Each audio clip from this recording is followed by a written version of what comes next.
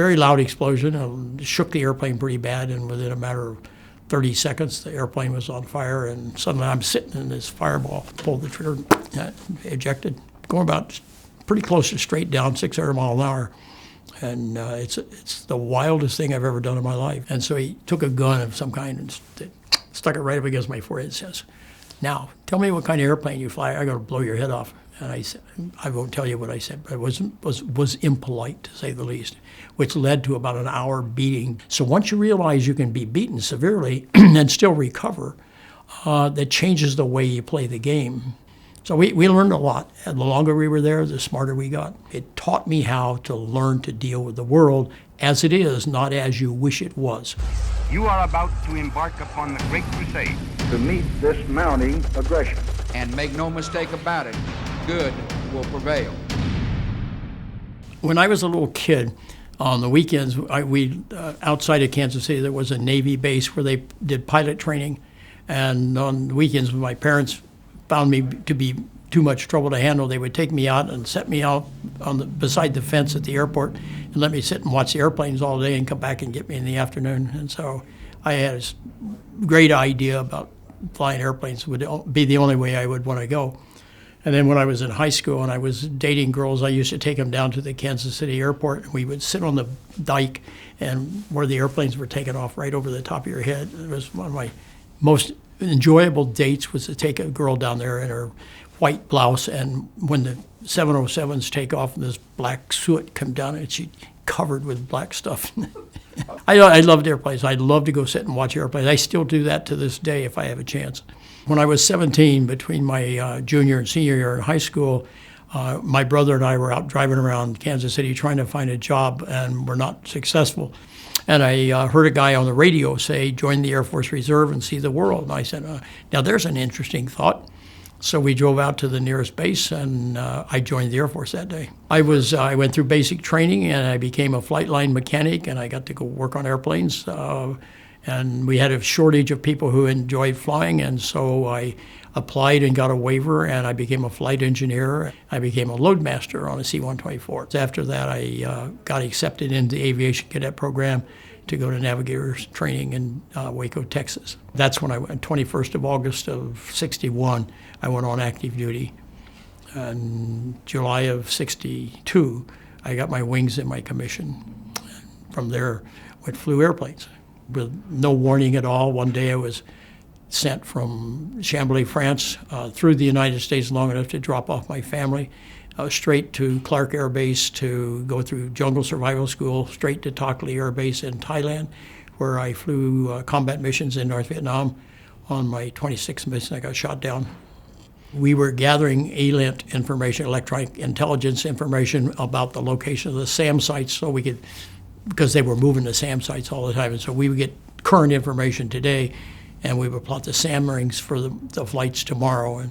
And then we were also jamming all the radar sites that came on the air. And anytime missiles were launched, then we were calling the warning out to all the other fighters that were in the area, tell them where a 30-mile square on a map. You say, stovepipe red, Echo Gulf 3, and that meant red meant the airplane or the missile had been launched, and it was in the route. The time of flight from the missile from the ground to the fighters at 15,000 feet was only about 10 seconds. So it was a very crucial call that had to be made right now, because the missile's already airborne, and the missile's coming at you at Mach 3. We were at 30,000 feet. We're orbiting up, doing all this from 30,000 feet. And actually, the day we were shot down, we were flying around a circle up there, and but we'd been up there for over a half an hour when they launched a salvo of missiles. We'd already been fired at 2 or 3 times that day. We thought nobody could hit us, but unfortunately, the time of flight for the missile to impact for us was only about 28 seconds. And if you had them in sight, you could defeat them. You could turn and you could maneuver the airplane and you could defeat the missile, because the missile's going very, very fast and it has very small wings, and so it can't make a real hard turn where your airplane could. So you just maneuver the airplane until the missile was on the canopy. You could see it on a spot on the canopy, and if you maneuver the airplane so that the missile appears to be not moving, that's called a collision course. So if you hold that position, it's going to fly right through your canopy. So you wait until the missile got too large to let it get any closer. And you just pull up and do a barrel roll. You create a donut in the sky, and the missile would go right through the center of the thing. So if you had them in sight, you could defeat them. And unfortunately, an undercast had come in, and so we had clouds below us, and when the missiles came up, they were well on the way before we could turn and find them, and we didn't see them. And so we didn't get hit directly. We just took some real close misses. And very loud explosion. It shook the airplane pretty bad, and within a matter of 30 seconds, the airplane was on fire, and shortly thereafter, the airplane started coming apart. Six of us in the airplane, 5 of us got out. 5 of us ejected. One guy died that day. We don't know exactly what happened, but he would have been the last guy out of the airplane.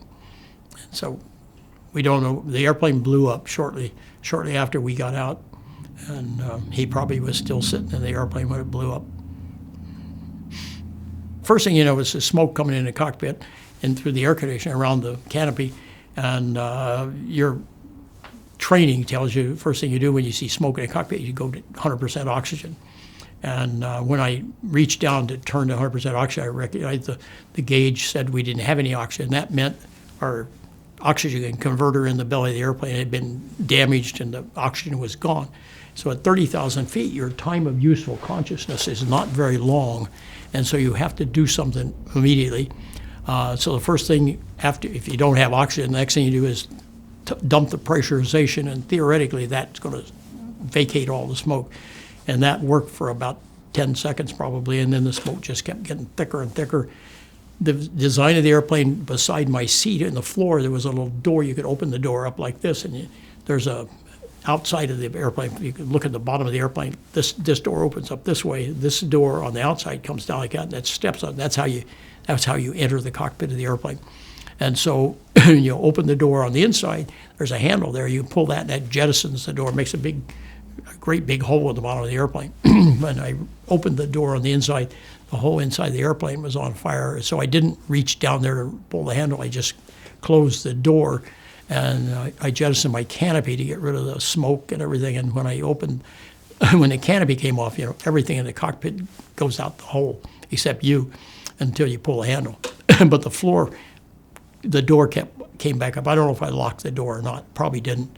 I just put it down, and so when it opened up, then suddenly I'm sitting in this fireball, and so I pulled the trigger, ejected, going about pretty close to straight down, 600 miles an hour, and it's the wildest thing I've ever done in my life. It's just absolute chaos because you come out there, the wind's going 600 miles an hour when you enter the slipstream, and so you end over end and flailing and all that, and then about 1.8 seconds later, your parachute opens automatically, and you go splat, and you stop right there.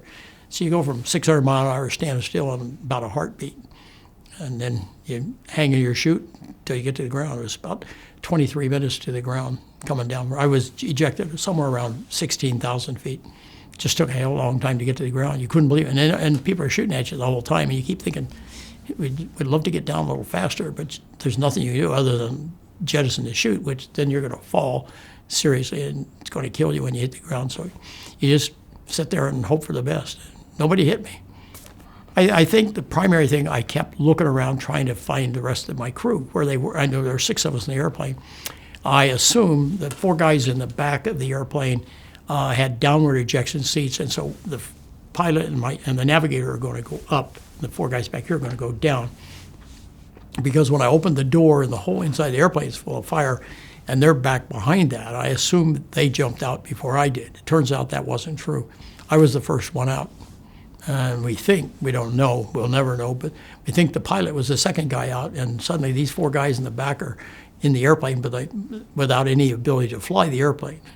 And then they apparently got the message and started chatting. We lost our radios and our intercom immediately when we were hit, so we couldn't talk to each other. You had to just play it by ear. When I hit the ground pretty hard, I forgot to. You were supposed to deploy. You had a survival kit under your seat. You're supposed to deploy that on a 20-foot lanyard so that it doesn't break your legs when you hit the ground. But unfortunately, my mental capacity at that moment seemed to be screwed up, and I didn't deploy it. So I was still sitting on my seat, or not my seat, but on the survival kit.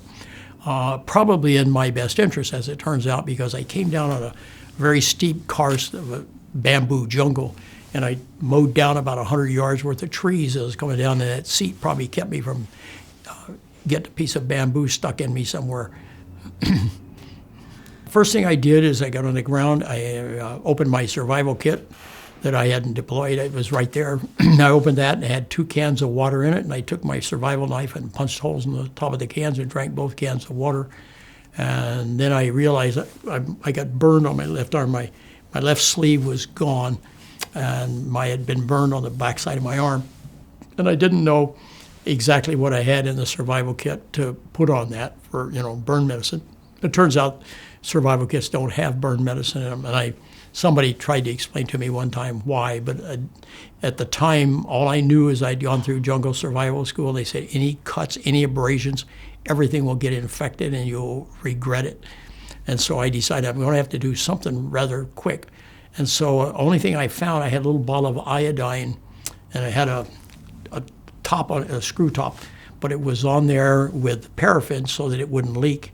And I didn't have the ability to unscrew it. It was a tiny little thing. I couldn't get a grip on it to unscrew it. So I stuck my knife in it and just knocked the top off the thing, poured it on my arm, which rendered me unconscious instantly. The pain was unreal, and I was out for some time. I don't know how long. When I woke up, then there were people shouting and shooting all around me, and I couldn't see them, but I could hear a lot of people yelling and screaming all around me. And so I grabbed the remainder of my survival kit, and I started climbing up the mountain. In survival school, they said, when you're on the ground, get to the highest point, find a clearing, sit down, and wait to be rescued. And I thought, I'll go for that.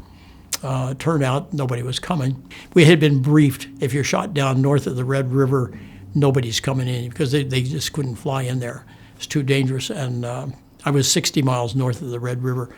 But when you're on the ground and you're facing captivity potentially, or shot and killed, your brain doesn't allow you to accept that you're not going to get rescued. And so you do everything to prepare to be rescued, even though it's not going to happen. I climbed the hill quite a ways, and I found a clearing about the size of this room, maybe a little bigger than this room, that apparently lightning had struck and started a fire because it was a burned off area.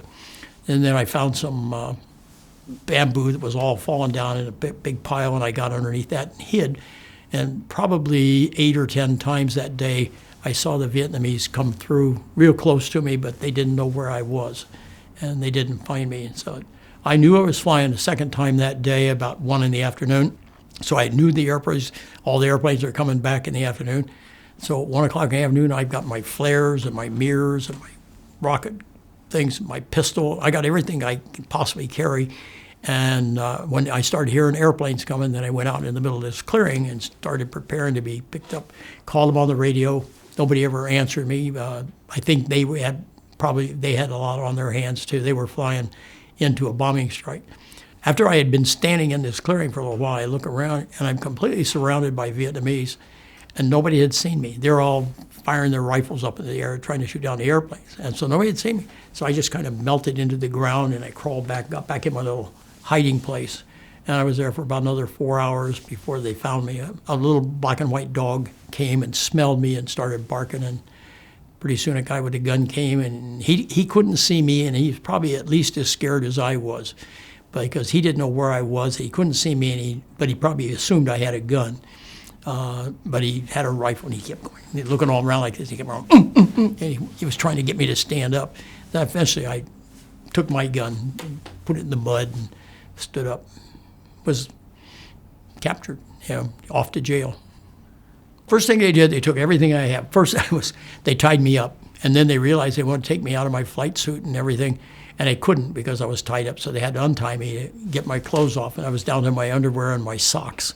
And they put a rope around my neck, tied my arms together behind my back by the elbows, tied my wrists together, and we walked for probably an hour, most of an hour, back down the hill that I had come up into the village where they came from. And on the way down, they stopped and they said, "See here," and there were my boot tracks going up the hill. So they tracked me by my boot tracks. And, who would have ever thought to turn around and walk backwards up the hill or take your boots off? And So they knew I was up there. It was just a matter of time. They were going to eventually find me. Went and sat in the village under a thatched hut in the pig pen. This pig kept coming by and checking me out, and I was there for about an hour, I guess, and then an Army guy came and looked me over, and then he went away, and they all went and had dinner, left me in the pig pen tied to the post with a little kid about 10 years old with a great big long rifle. He was guarding me.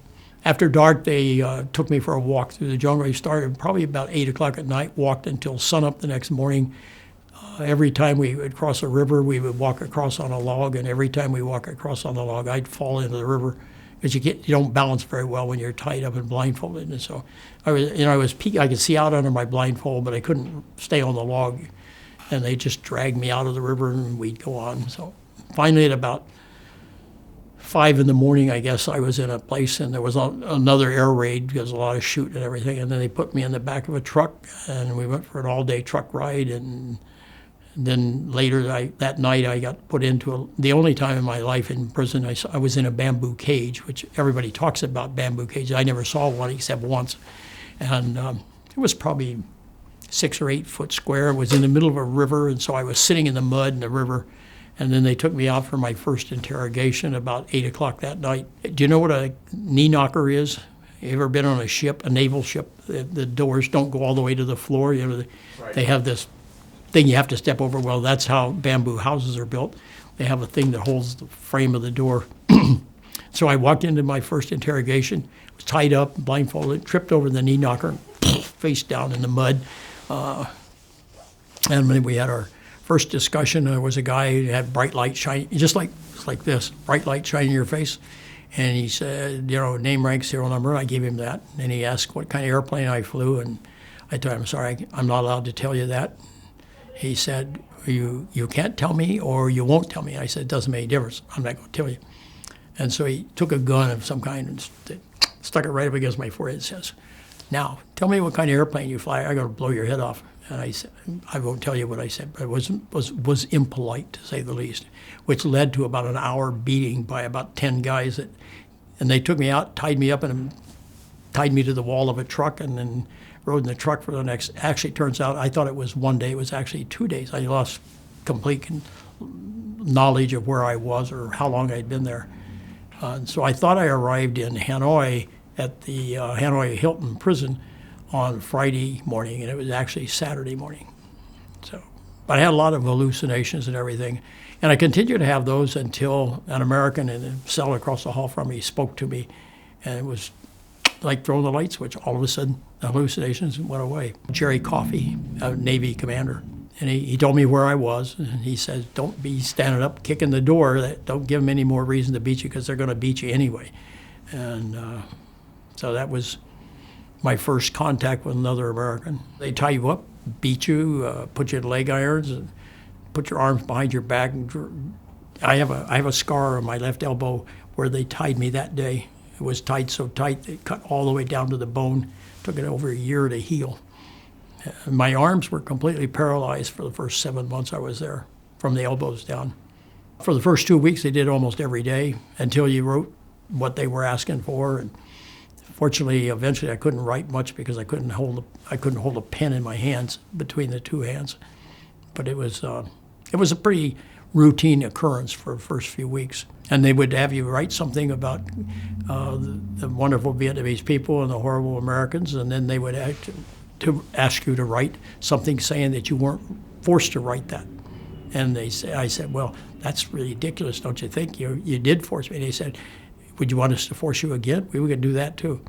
And so it was kind of a weird experience that you couldn't quite comprehend that humans were doing this to you.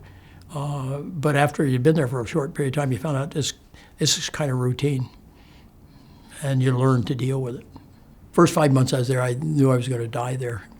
And then one day I convinced myself otherwise.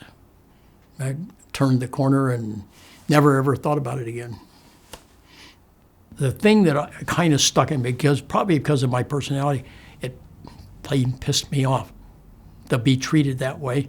I resented it. They tried to belittle you. They made you bow every time you saw a Vietnamese.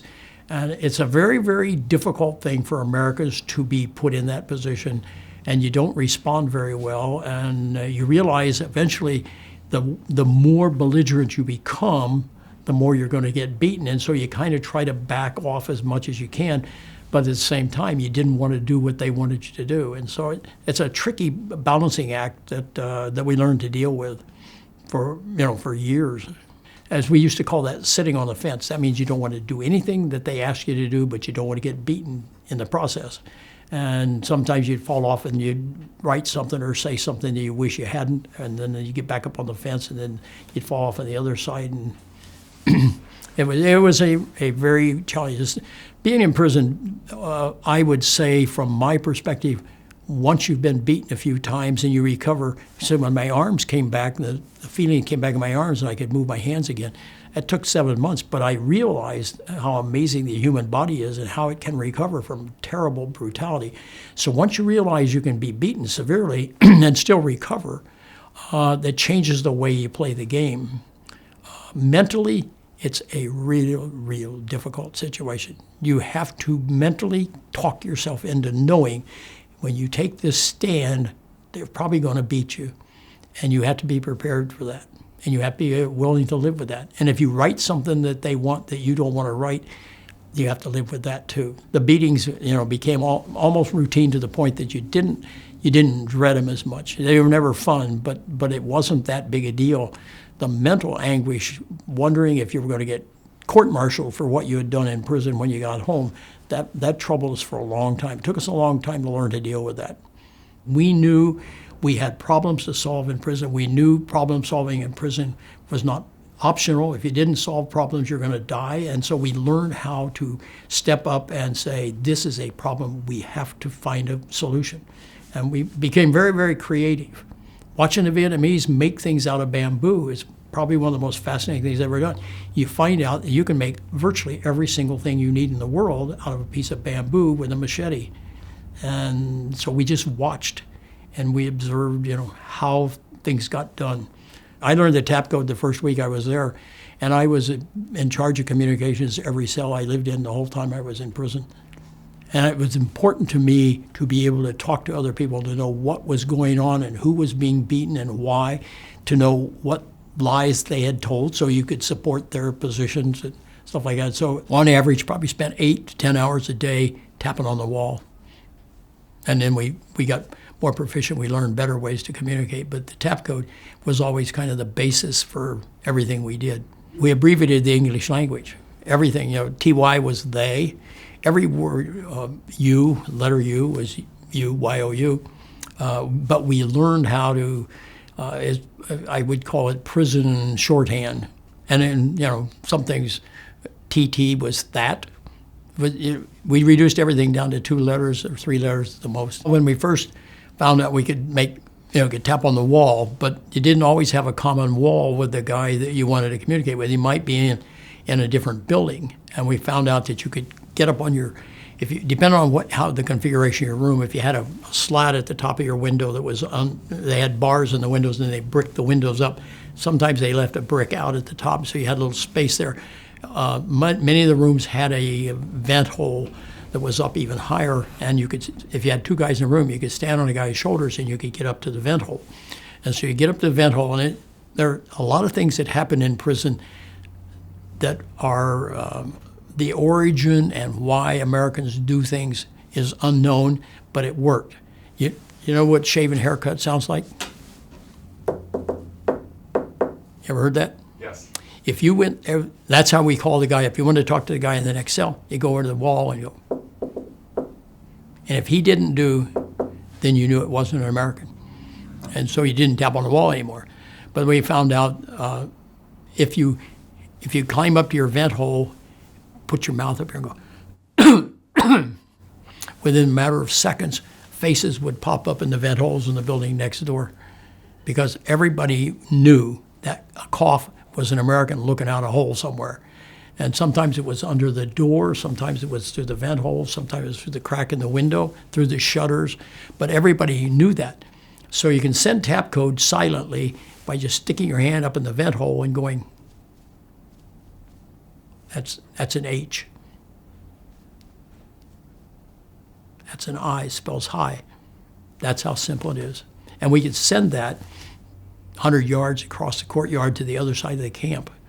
Yeah, all you had to do was make contact with a guy once, and then every day he knew to look at this little black hole in the wall of a white building across the courtyard 100 yards away, and he knew at noon, because propaganda radio played 24 hours a day, and every 3 hours there was a beep, beep, beep, beep, beep, and that's how we set our mental watch. That was at 6 o'clock, 12 o'clock, 3 o'clock, round the clock. We knew plus or minus a few minutes of what time of day it was, and we reset our watch every day with that sound. And so from noon till 2 o'clock roughly, we had what we called the siesta, and that was a period of time when the guards all took a break and went to eat and everything, and we were left alone to take a nap or do whatever you wanted to do. We used that 2 hours to communicate, as that was the most important part of our day. And so at noon, you get up to your vent hole and go, and a guy 100 yards away would come up in the vent hole and wave to you. And then you would send tap code for 2 hours. And you would get all the information from his side of the camp. And from where I was for a long time, I could see all the way across the camp. I could get, and then there's another building right over the wall right here, and there's another building over here. This is at the camp we call the zoo. I could see the guy that lived in the garage. I could see the guy that lived in the pool hall. And I could see the guy that lived in the pigsty, all from the same window. And so I would get this news, and I would pass it to this guy.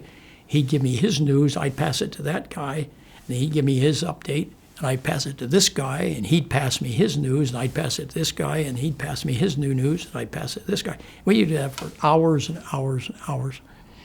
And so we weren't. I wouldn't say we weren't bored, but we really weren't. The first 3 years before the beating stopped, you were never bored. You always had something going on. But we learned all kinds of things. I had a work program for a short period of time, and we were breaking up bricks with a sledgehammer out in the courtyard.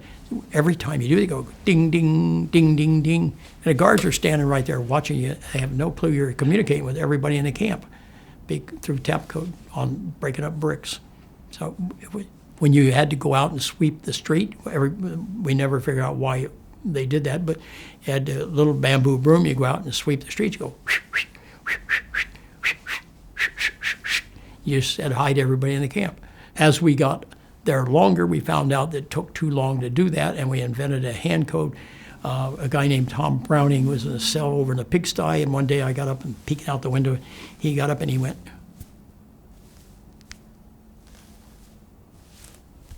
and it didn't take a mental giant to figure out that's A, B, C, D. And so we started doing the hand code. Well, in order to be up on the window, you had to stand on this little narrow window ledge and hold onto the bar with your arm. And if the guard came unannounced, you couldn't get your arm back in the window quick enough to keep from being caught. So we decided that we invented our version of the deaf mute code. That was a one-hand code, is A, B, C, and through the alphabet, and you could do that and hold on to the bars with your hand and send code with the other hand. And then after we'd been there for a long time, we got a lot smarter. We found out we all had a little porcelain cup that we drank out of, and if you took the bottom of the cup and put it against the wall, put your mouth in the cup, put your hands like this, you could talk in the cup, and the guy on the other side of the wall has his cup with the flat end against the wall with his open end against his ear, around his ear. And you can talk through 18 inches of concrete, just as clear as I'm talking to you. So we learned a lot. And the longer we were there, the smarter we got. First time I tried to teach a tap code to a guy that didn't know it, I tapped on the wall and I went dump, dump, dump, dump, and he tapped back and I said, "Who are you?" And he tapped back, "Who are you?" I said, "I asked you first." Well, it turned out the guy didn't know the tap code at all. He was mimicking what I was doing. And so in order to teach him the tap code, I tapped once, and he tapped once, and I tapped twice, and I tapped all the way up to 26. And when I did that, he banged on the wall. He says, "I understand what you're doing." And in 3 days, I taught him the tap code using that incredibly difficult method. 4 years later, I could have put my cup against the wall and explained it to him. And so it's called the evolution of communication. We talked about everything. We had 24 hours a day with nothing to do. And so we talk about everything we talked about. We had camp rules. We had created our own regulations. As we got more and more guys and we got more senior guys, we created a wing, a non-service wing of organization. Each building was a squadron. We talked about the rules. We memorized the rules. Everybody memorized everything. We passed the names of everybody in the camp, something that's never been officially sanctioned to be told, but it's true. We communicated in coded messages in our letters to our family, and it was a really, really challenge. The people at this end, military, the DOD, the CIA, whoever was operating this end of the coding was doing it with a computer. We were doing it in our head. And you didn't know when you were going to get to write, but you knew someday you were going to, probably. And so you would figure out what small piece of information you were going to put out. It's a 7-line letter form that you had to write on. And if you wrote really small, you could get about 140 words on the 7 lines. And you encoded a message in there, and then you memorized the message, and then you had to keep it in your mind, memorized. It had to be absolute verbatim. And you might wait 6 months before you got to write, but when you got a chance to write, you had already written the letter in your head, and you knew exactly what to put on the paper. When the messages came in from the other end to us, then we had to decode them as you sat there, the guy sitting there with a gun watching you, reading your letter, and you probably only see the letter one time in your life, and so you have to decipher the message while you're sitting there, and you get one try. And we learned how to do that. Everybody had their own method of doing it, but it was a very, very complex thing that it would take me an hour to explain to you how it even worked. But that's been classified up until just a couple of years ago that we did that. The bombing started in April of '72. And they started coming north. The first time since 1968, they came north of the Mekong to bomb Hanoi, or bomb North Vietnam. On the 13th of May, 209 of us were bundled up and tied up and blindfolded and put in trucks and driven up to the Chinese border. And we were up there for almost a year. And so we missed linebacker. We knew the peace treaty had been signed. We knew that the rules had been laid out for our release and everything. The first 115 guys were released on the 12th of February of '73. I was in that group because I was an early shoot down. I was in that group until the night before they left. They took 2 of us out and put us across the camp, and we actually wound up staying there for another 20 days. The day it was supposed to be every 15 days, we were going to release another group. When it came our turn to be released, they brought the food that morning in a big bucket. And another guy and I were in charge of the food that day. And we poured the food in the ditch, said, we're not eating that crap, we're going home today. And later found out we weren't going home today. And so we had 113 guys in the camp that weren't very pleased with us throwing their food in the ditch. But 4 days later, we started seeing, on Saturday, indications of, just in the personalities of the guards, that things were changing favorable in our light. And actually 4 of us sat up. We had little miniature cards we made out of scraps of paper. We sat up and played bridge all night. And Saturday night and Sunday morning, everything came. We ate the food we learned earlier not to throw the food out. But somewhere around 10 or 11 o'clock in the morning, the guard came and opened the door to our cell, and an Air Force lieutenant colonel in his little blue suit walked in. He says, "Any of you guys want to go home today?" And 2 hours later, we were at the airport getting on the airplane. So when it happened, it was all of a sudden. First thing is, you don't believe it's happening. You know they're going through the motions, but you're sure, because they'd already, 4 days earlier, they'd screwed it up somehow, and we didn't go anywhere. And so we weren't really convinced that it was real, but they did take us out of this prison and take us and put us on the bus and take us to Jialam Airport. And we were standing there, and we had all these rules that we had made up, things you will do and won't do. One of the things, you wouldn't accept any gifts from the Vietnamese on the way out. You couldn't take flowers or anything. And so we all got off the bus. There were 20 of us, and they gave all of us a bottle of beer. And we all put it down by our right foot. And when we marched off to go around the building to the flight line, there's the 20 bottles of beer standing there in formation very neatly. And we went around the building, and there was a pretty good-sized crowd, and there was a white stripe on the tarmac. And while we're standing there, this beautiful big airplane come floating down out of the clouds onto the runway. It was the first time I'd ever seen a 141 because they were built after we were gone. They read your name, and when you stepped across the line, you saluted the general and shook his hand, and you were free. So you turn, and there was, when I got to the head of the line, I was the second guy in the line. So when I got up to the saluted the general, then there was a lieutenant colonel, and I was a lieutenant, a first lieutenant when I was captured. So this lieutenant colonel says, we had a little AWOL bag, one of these little bitty bags, and he said, let me carry your bag, sir. And I thought, this guy's a lieutenant colonel, he's calling me sir. I wonder what rank I am, because we didn't know. It turned out I had been promoted to major. So most of us that were there for a long time got promoted twice while we were there. But anyway, we walked out, got on an airplane, and closed the door and took off. And once we were across the coast, the guy said, we're feet wet, and if we lose all 4 engines, we're not going back. And then everybody went kind of berserk. So it was, I don't remember how far, it was a couple, 3 hours flight over to the Philippines. And we, of course, when we landed at Clark, we were met by 10,000 people, and nobody would have ever known that was going to happen. The entire base, all the families, everybody on the base was out on the flight line with flags and signs and posters and everything. It was a really, really, really strange experience. You stepped up to the door of the airplane, they read your name, you walked down the ramp, saluted the 4-star general, met you there, got on the bus, and they took you off to the hospital. What was the family reunion like? A little strained, a little strange. First thing, when we got off the airplane, my wife and my son was 2 when I was shot down. He was 9 now, so he's a big kid. And they came running out on the flight line, and we hugged and everything, and then they put us in a staff car and took us to the hospital. Because nobody knew what our condition was physically or mentally, nobody knew what to do with us. So we were quarantined in our room, and you could only see one person at a time. So my wife came in and talked to me for a while, then my son came in and talked to me, then my mother came in, then my father came in, then my mother-in-law came in, then my stepfather-in-law came in, and then my older brother came in, and finally my younger brother came in. So you get just a few minutes with each person, and it's about 8 or 9 o'clock at night. So it didn't take them long. They ushered everybody out except my wife. My wife was allowed to stay for about an hour, and then she left. And then you have to remember, we left Hanoi on Sunday morning, and this is Thursday night, and I haven't been asleep yet since last Sunday. And we were running on such a high level of adrenaline, you couldn't go to sleep no matter what. They gave us sleeping pills on the airplane. Nobody could go to sleep.